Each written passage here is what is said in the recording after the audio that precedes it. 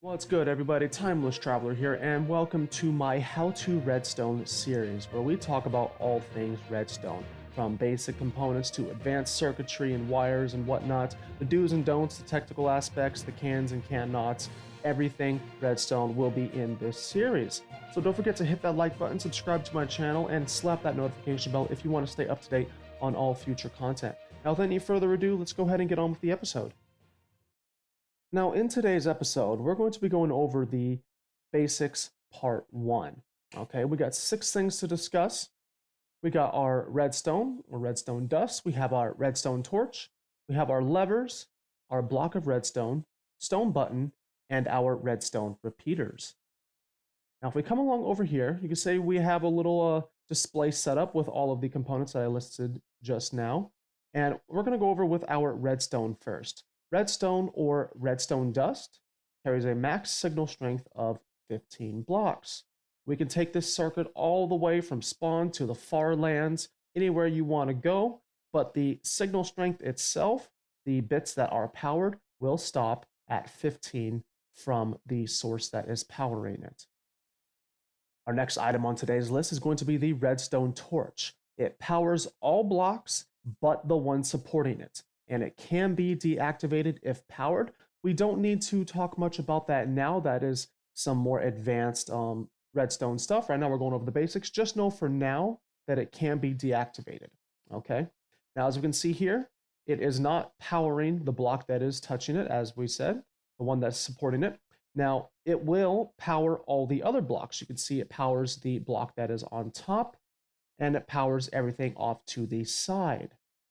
And another way we configure the torch is by putting it up against the block. Again, the block that is supporting it is not being powered, but all other sides are being powered. Now, you might be asking, well, why didn't I put one right here? I'm glad you asked. Well, that's why we come over to this circuit.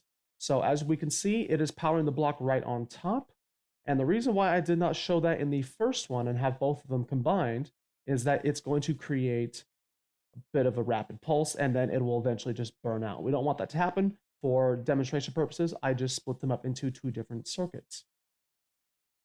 Next item on the agenda is the lever, which is a toggleable on and off switch. It can be placed on all 6 sides. Let's go ahead and take a look at this one first.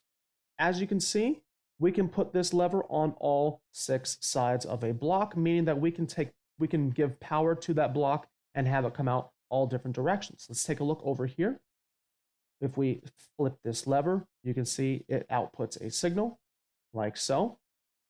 And over here, like I said, you can place it on all sides. You're going to get power coming out of it no matter what side you put it on. And then, of course, I put one right here on the bottom just to show it will power from the bottom. Next item is going to be our block of redstone. It powers all spaces it touches and the supporting block. Unlike our redstone torch, the block of redstone will power everything. It cannot be deactivated, meaning no matter what you do, it will constantly output power. All right? As we can see, it's going out of all 4 sides, the bottom and the top. I don't know how well you can see that redstone there, but it is in fact powering the dust on top. Up next, we have our button. The button emits a redstone signal when pressed. The duration of the signal depends on the type of button. Stone buttons stay active for 1 second or 10 ticks. Wooden buttons stay active for 1.5 seconds or 15 ticks. Now, for those just learning, a tick is 1/10 of a second or 0.1 seconds. Now, if we take a look over here, we go ahead and if we slap that stone button down, that is exactly 1 second or 10 ticks. This one's going to be 1.5 seconds or 15 ticks. As you notice, it was slightly longer. Now, if we come along over here, you can see that the button powers the block that it is touching. Same with your stone button. It will power top and it will power the bottom, as we see here, and it will power your sides. If we break the corners, you can see that it does in fact power that side and back. Same thing for your wooden buttons. Just to clarify, when I say stone buttons, I mean all buttons made from stone and black stone. When I say wooden buttons, that is all buttons made from wood. It doesn't matter whatever type of wood you use, whether it be in the overworld or the nether, those are going to be your wooden buttons. Now, as a disclaimer, this last one that we're going to be going over, the repeater, has more than these two functions that I'm about to mention. However, they are what I believe to be beyond the basic redstone knowledge. So I will not be covering them in this video. We will be seeing more of what repeaters can do in future episodes. But for now, we're going to go over the two basic functions. So by default, the repeater will extend the signal by a nether 15. So right here we have the torch powering our redstone dust all the way to 15 blocks. You can see the signal ends right there. Now, if we put a repeater down, it's going to repeat that signal out by another 15. This is how we can send this signal from spawn all the way to the far lands as an example. And as long as you have a repeater at the end of every 15th signal of dust, then you can carry that current all the way down.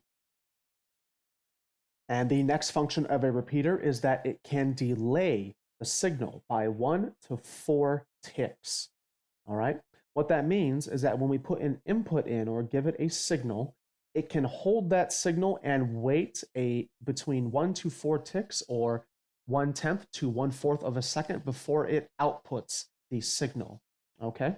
So what that means, if we have it set right here, it is at 1 tick delay. So if I hit the input, 1 tick later, it will output the signal. If we set it to 2 ticks, that is 1/5 of a second or 0.2 seconds. If we set it to 3 or almost a third, there is 0.3 seconds of a delay. And if we set it to 4, then of course, you see the delay gets longer and longer. And that's going to be the end for today's episode. Thank you all again so much for watching. My name is Timeless Traveler, and this was How to Redstone Basics Part 1. I hope that you enjoyed today's episode and that you got something out of this video. Maybe you learned something new, even just something small about redstone and how it works. So until then, you all take care, have a great day, and I will see you all again in the next episode.